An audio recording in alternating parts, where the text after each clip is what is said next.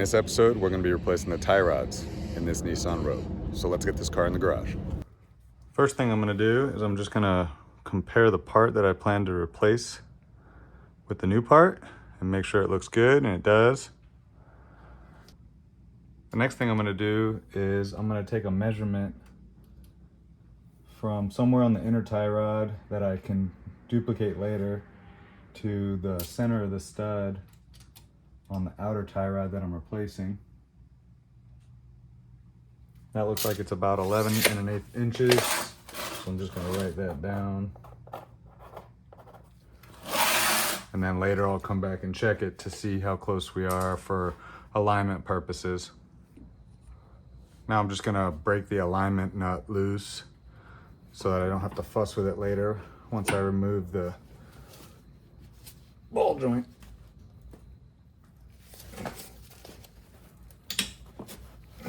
Oh, it's tight.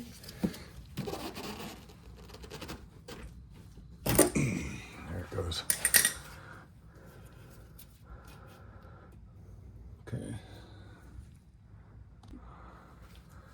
Now I'm going to remove the ball stud nut. Kind of surprised it's not a castle nut with a lock on it, but these are only supposed to be 25 pounds on this car, so I don't really need a breaker bar.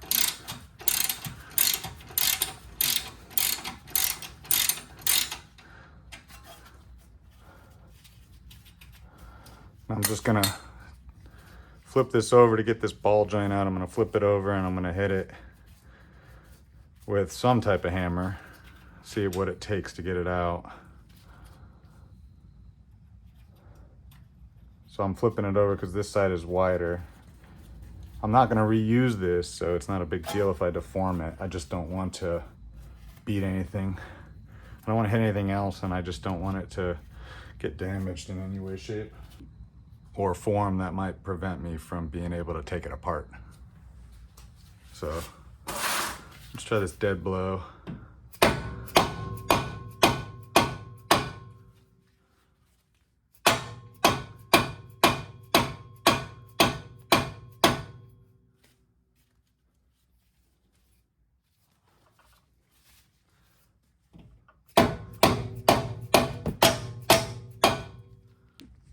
All right, so that didn't work. So I'm gonna try this sledgehammer and just be real careful that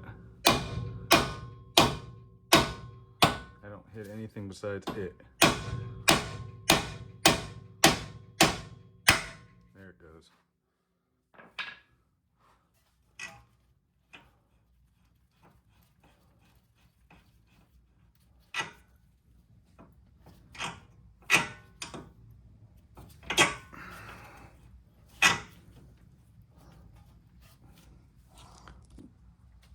So now that I've hit it out, this nut just has to be twisted off. There's a star pattern in there, but I don't have that tool handy because I lent it out to someone. But this should work. I'm not reusing any of these parts, so it's not a big deal if I damage them, just as long as I don't damage anything else while I'm trying to get this off.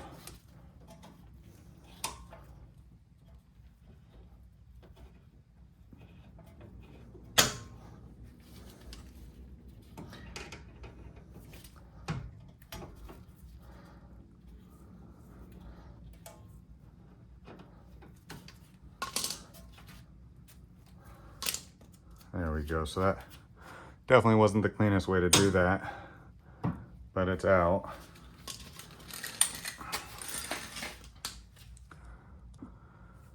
So again, trying to keep the alignment relatively straight.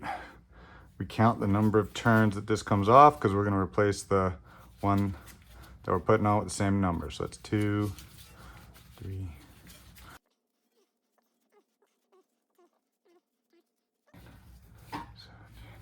17, and we can see that rubber cover on that ball joint is just completely worn out, and the ball joint is pretty much free flowing.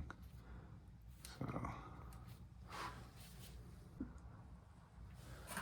All right, so before we put it on, just do another comparison. Just looking at apples to apples here, making sure it's about right.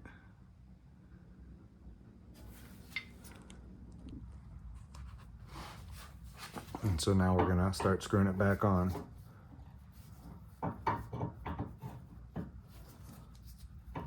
Same number count.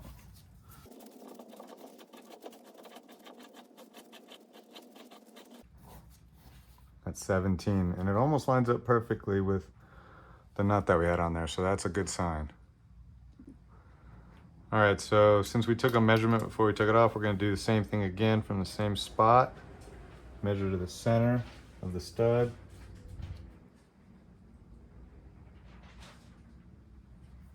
And I got about 11 3/8, so that is a 1/4 inch longer. So once we get it back together, we might have to do some eyeball adjustment before we take it to the shop for an alignment, just to make sure it's not too out of whack. All right, so now we put it back together. For the replacement, which is a Moog, there is a castle nut and a cotter pin, not like the OEM.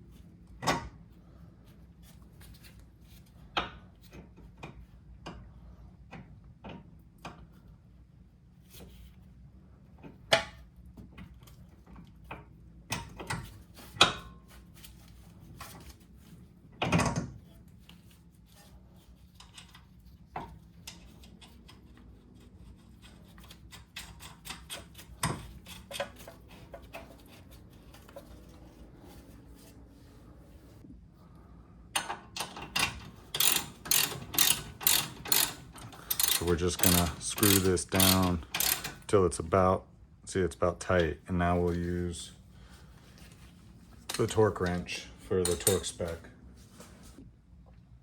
All right, so now we torque it down to 25. And with any luck, the cotter pin will line up.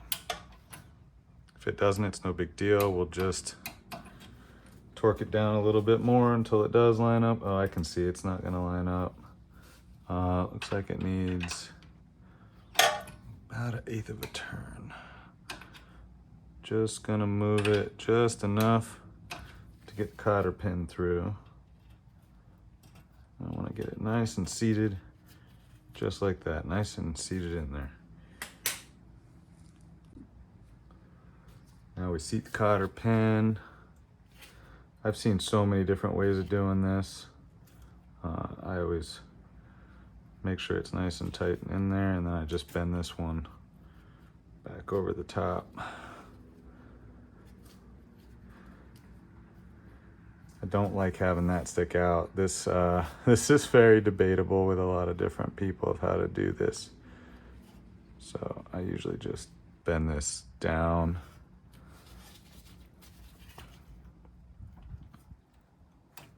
And around the side. I just don't want it to have a chance to puncture any of the rubber in the area. That's nice and secure, you could see. It ain't moving. All right, so at this point, you could just tighten up this nut and call it a day and take it to the shop for an alignment. I have a feeling that this one is probably about 1/4 of an inch off just because of the measurements we did. So I'm gonna wait to tighten that down. I'm gonna put the wheel on and I'm gonna do an eyeball check from front to back to see how off that tire is towed in or out. If you have a greasable tie rod end, then you'll install this, which I'm gonna have to do in a second, and pump some grease in there. If it's not greasable, then you don't have to worry about that.